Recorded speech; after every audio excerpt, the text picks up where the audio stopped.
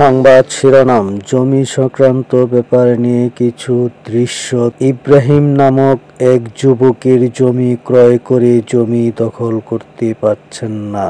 দাদার সম্পত্তি ক্রয় করেছেন বাবা, ইব্রাহিমের বাবা, এবং ইব্রাহিম ক্রয় করেছেন তাহার বাবার কাছ থেকে। ঘটে যাওয়া ঘটনাস্থল ত্রিশাল বৈলর ৫ নং ওয়ার্ডে। আমার নাম ইব্রাহিম। এই জায়গাটা আমার মালিক হলো দাদা, প্রত্যেক সম্পদের মালিক।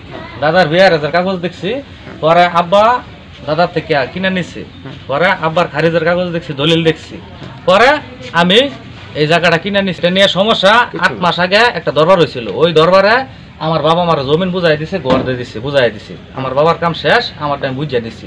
ওরা ২ মাস থেকে রিপন রতন তারা ৪ ভাইয়া ২ মাস আমার কাছ থেকে সময় নিচ্ছে। ২ মাস পরে ওরা ভাঙ্গে দিব। পরে ২ মাস চলে, আজকে ৭ মাস চলতেছে। ৭ মাসের ভিতরে ওখানে জানা না গেলে আমি থানার থেকে মির্জা স্যারকে দিয়ে অভিযোগ দিয়া একবার জানাইছি যাতে দরবারও উপস্থিত থাকে। পরে উপস্থিত দরবারও রয়েছে। পরে বিএমপির কিছু লোক লেয়া এরকম ভাবে দরবার করছে, মানে এক ছাড়া দরবার। আমার কাগজ তুলে কোনো আলাপি করে না, আমার কাগজ তলে থয়ে দিছে, আমার জমির কোনো আলাপি করে। নাম হইলো শামিন। এই শামিনে এই কাজগুলা করছে, আমার কাগজ দেখছেই না। শামিন দরবার খারিয়ে পড়ে।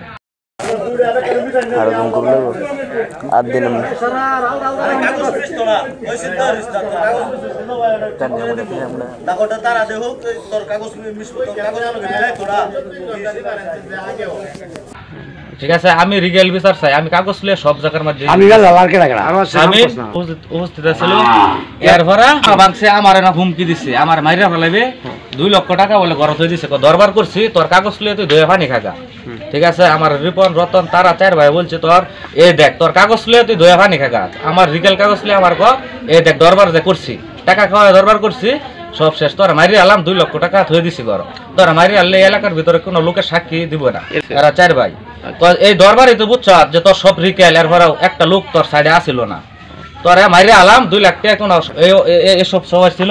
এরপরে আমার ঘর আমি যখন তালা খুললে ঢুয়াম রাত্রে ঘুমাইবার লেগে, তো এই যে হকি স্টিক দা রিপন আমার বাড়ি মারিয়া এই যে দেন কি করছে, আমি পরে ধরে দিচ্ছি। আমার এত স্লিপ লেগে এই যে দেন হকি স্টিক লে বাড়ি মার। আমার জায়গা হেরা বলছে ক্লিয়ার করে দিব, ওখান এর ভিতরে আমার হুমকি দেয়, আমার ঘর আমার থাকবার দেয় না।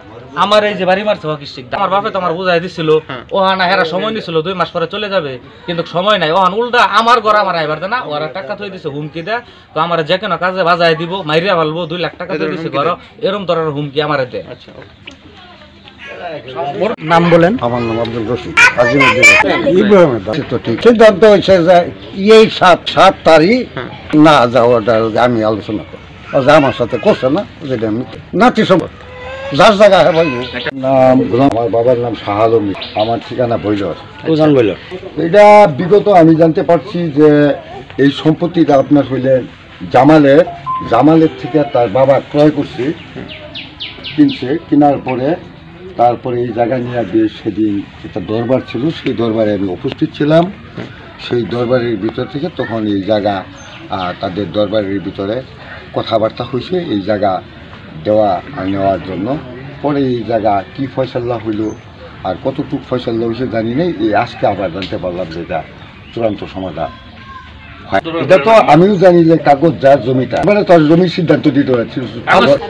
দৃষ্টান্তমূলক তো তার কাগজ ঠিক, জমিটা যদি কাগজ ঠিক হয়ে থাকে তো ইব্রাহিম, আমি তো চাই তার সত্যতাই সঠিক পাব। আমিরুল ইসলাম এমনি একটা মাঝখানে একটা দরবার গেছে, এলাকাবাসী আসছিল।